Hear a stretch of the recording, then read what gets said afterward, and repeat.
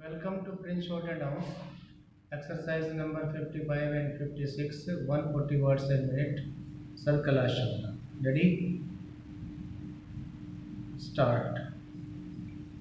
As far as Khadi is concerned, my own practical experience is that the Khadi board does not have sufficient number of centers, especially in the areas which are the most backward. For instance, in the Sundarbans area, which has only one crop a year and which is actually very poor and backward as far as industrialization goes, we find hardly any center easily purchasing or training centers. The other thing we note is that the individual who is spinning at home does not know where to take the yarn because there is no publicity or propaganda to help the individual spinners to go and sell their yarn, with the result that although large amounts of subsidy are being given by government, it is not going to the help of the majority of those who are today wanting some form of cottage industry employment. That is why I feel that it is very essential now that it is being done on a national scale, that government purchasing and training centers should be opened in the areas which are most backward, so that we may not notice this type of shortfall at a time when in every village to which you go, the women, especially the agricultural laboring women, crowd around you and ask you how you are going to give them some form of the employment. The other thing I wanted to stress is the question of village industries. This is especially a thing in which a certain amount of research is also required. In these areas, I am afraid nothing has been done, although we approach the industries department again and again. Nobody in the village knows who is the competent authority to tell them how to approach government for help, for research, for the result of research, for production centers, for training, or for marketing. If we go to the sub-divisional officer, he is not able to tell us. The whole thing is in such a state of influx that actually the money which is being given is not being utilized by the people who are starving due to unemployment. Some of them have the technical skill also. Some are anxious to find new ways and methods of developing these industries. Yet that is not being done, and I am afraid it is one of the biggest drawbacks of this entire ministry, and it should be removed very quickly. I think one of the reasons why this shortfall is taking place is the big difference and gap between the sums of money for which we are budgeting and passing in this house and its actual utilization and reaching the masses who are so eager for employment and who are suffering from so much poverty due to unemployment. I am in sympathy with the observations made by the previous speaker, because as one who has been connected with one of these boards, I have felt a lot of difficulties in expediting the work and spending the money allotted. I feel that the whole organization does require modification so far as the organizational aspect is concerned. It is known that the government's method of doing anything is rather slow and tardy. The procedure is very difficult and prolonged.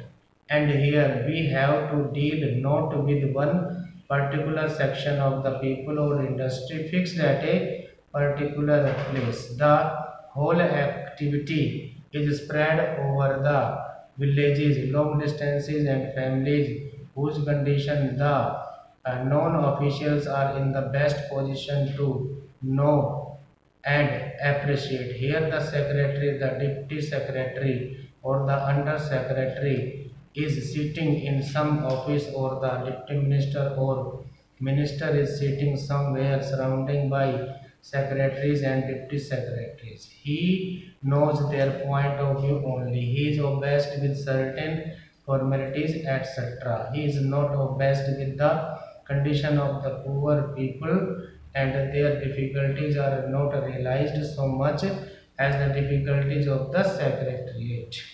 That is the real problem, and that has to be tackled. As a matter of fact, the question of having a statutory body has been hanging fire for a long time. The Khadi and Village Industries Board consists of a very good set of people who are very enthusiastic, who are people with missionary zeal, and they have been doing this work all their life. They are on this board, but they find themselves handicapped because they cannot function independently. They are tied down by so many rules and regulations and all kinds of forms and formalities. We must trust these people who have devoted their life to this work. Their main aim in life has been to work for these people. It is high time that we made this body a statutory body. I understand that such a demand had been made by them, and I hear that even a bill had been drafted for that purpose. I would like to know why nothing has been done so far in that direction and why it was ignored. The government of India should take immediate action in this matter. Next para. Madam Chairman, I am glad that we are having a debate on the European Common Market. I wish that it had taken place earlier. Had Parliament been in session when the Minister of Aviation of the UK visited Delhi, it would have had an opportunity for arming government with its views, thus helping it in formulating the statement, but at any rate indicating to the world at large that Parliament is fully behind the Finance Minister in the statement that he has made. The statement that has been made by the Finance Minister is admirably both in content and in tone. The problems that face us as a result of the emergence of the common market of Europe cannot be bypassed, whether we like it or not.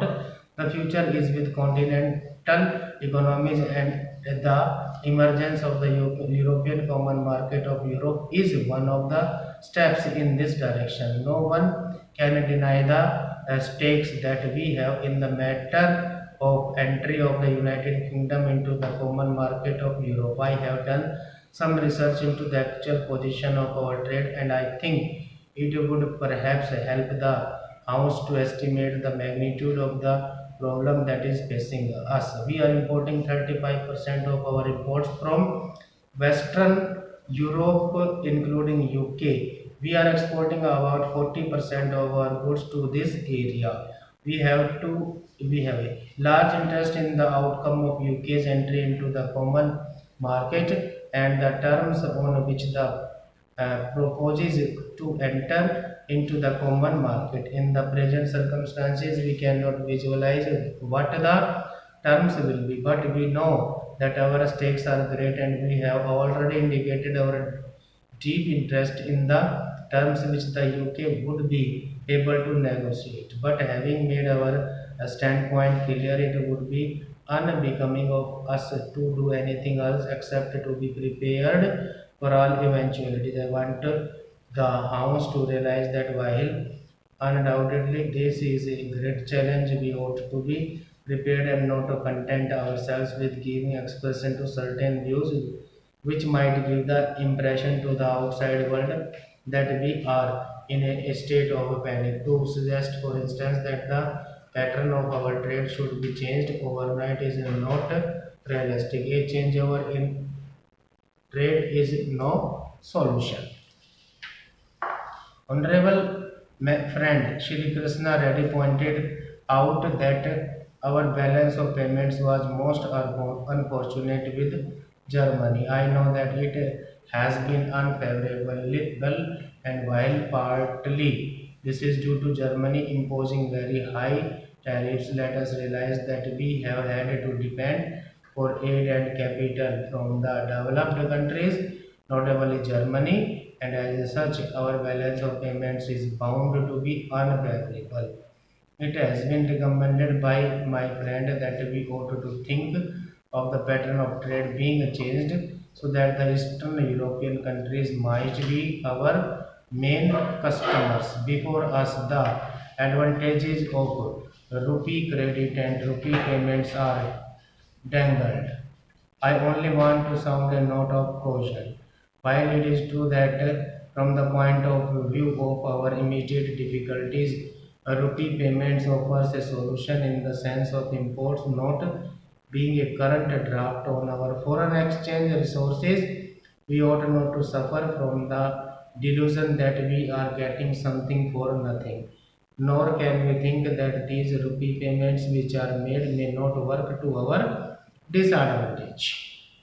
I do not propose to go into this question today since the issues that merit consideration are different. I hope that Parliament will have an opportunity of discussing the whole scheme of rupee payments on some other occasion so that we might have an opportunity of winning the advantages and disadvantages of such rupee payments. No one for a moment object to diversified pattern of trade, a structure of trade which is not dependent on any particular grouping of nations. We have emphasized to a certain extent this diversified structure of trade, not probably in the future we have to emphasize it even more. But what is the position today? As it is, the terms which can be arranged for UK's entry into the common market are not dependent on that country alone.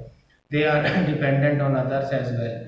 This is the position which are best. We should now find out how best we can align with this situation. There is one thing which has to be affirmed on this occasion. I hope Parliament will affirm it because there is a danger of our outlooking it to the extent that we suffer by the new groupings in Europe. The moral responsibility of those countries to compensate us is all the greater. This would be in conformity with the trend of modern things in a modern welfare state. If an individual derives a benefit and other suffer injury, there is a principle of compensation or preparation that comes into operation in such a case. Stop.